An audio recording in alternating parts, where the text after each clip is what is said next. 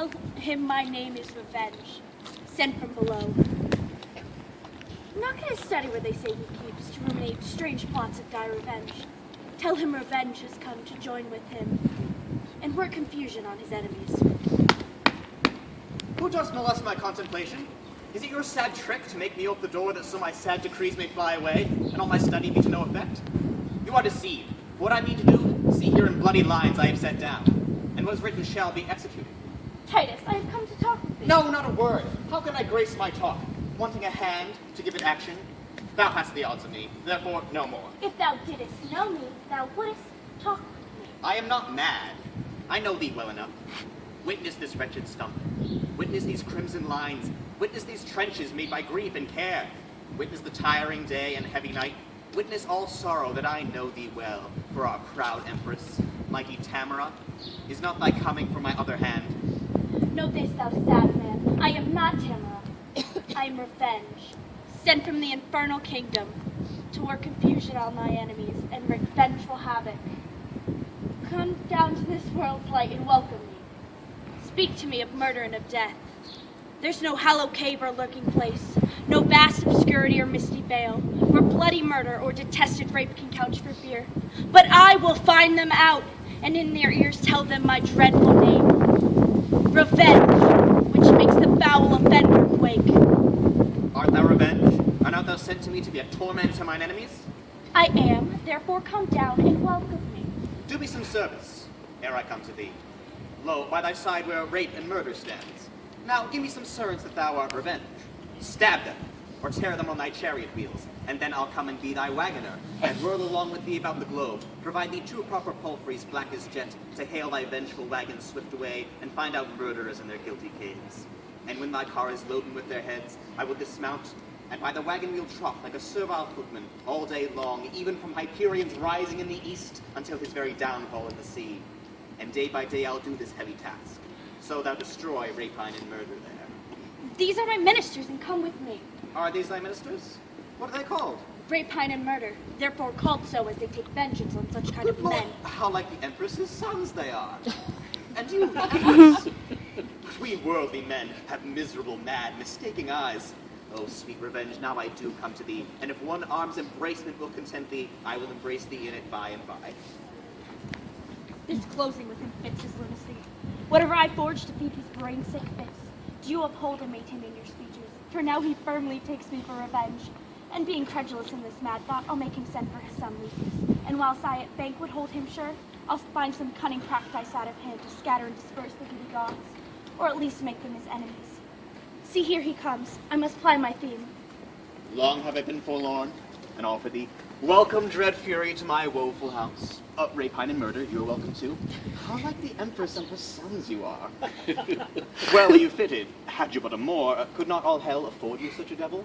For well I wot the Empress never wags, but in her company there is a more. And should you represent our queen aright, it were convenient you had such a devil. But welcome as you are.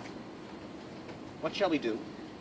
What would thou have us do, Andronicus? Show me a murderer, I'll deal with him. Show me a villain that hath done a rape, and I am sent to be revenged on him. Show me 1,000 that have done thee wrong, and I will be revenged on them all. Look round about the wicked streets of Rome.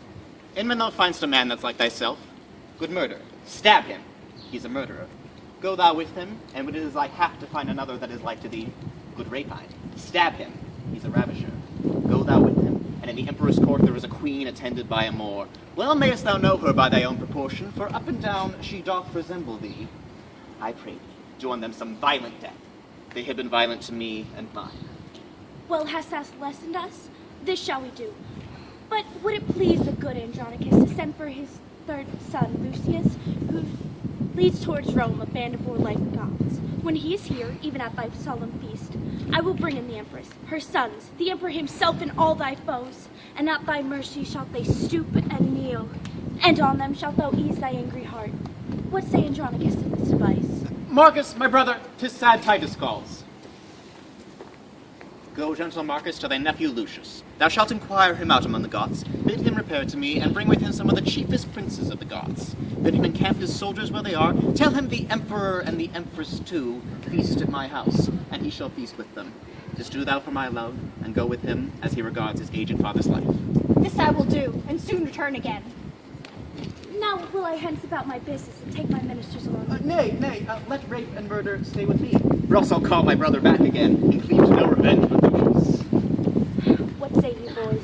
Will you bide with him whilst I go and tell my lord the emperor how I have governed our determined jest? Yield to his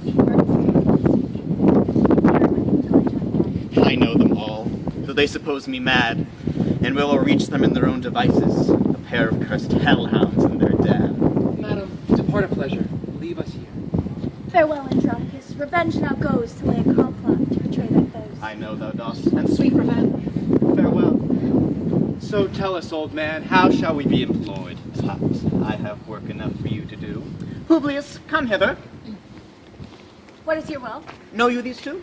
The Empress's sons, I take them, Chiron and Demetrius. Fie, Publius, fie! Thou art too much deceived. This one is murder, rape is the other's name. Therefore, bind them, gentle Publius. Lay hands on them. Oft have you heard me whisper such an hour, and now I find it here. Therefore, bind them sure. And stop their mouths if they begin to cry. Villains, forbear, we are the Empress's tongue! Look that I bind them fast. Come, Lavinia. Look, thy foes are bound. Oh, villains, Chiron and Demetrius. Here stands the spring that you have stained with mud, this goodly summer with your winter mixed. You killed her husband, and for that vile fault, 2 of her brothers were condemned to death. My hand cut off, made a merry jest. Both her sweet hands, her tongue, and that more dear than hands or tongue, her spotless chastity, inhuman traitors you constrained and forced. What would you say, if I should let you speak? Villains, for shame you could not beg for grace. Hark, wretches, how I mean to mark you. This hand yet is left to cut your throats, whilst that Lavinia, between her stumps, doth hold the basin that receives your guilty blood. You know your mother means to feast with me, and calls herself revenge, and thinks me mad. Hark, villains, I shall grind your bones to dust, and with your blood in it I'll make a paste, and of the paste a coffin I will rear, and make 2 pasties of your shameful heads. And bid that strumpet, your unhallowed dam, like to the earth, swallow her own increase. This is the feast that I have bid her to, and this the banquet she shall surfeit on. For worse than Philomel you used my daughter, and worse than Prahl, I will be revenged. And now prepare your throats. Lavinia, come.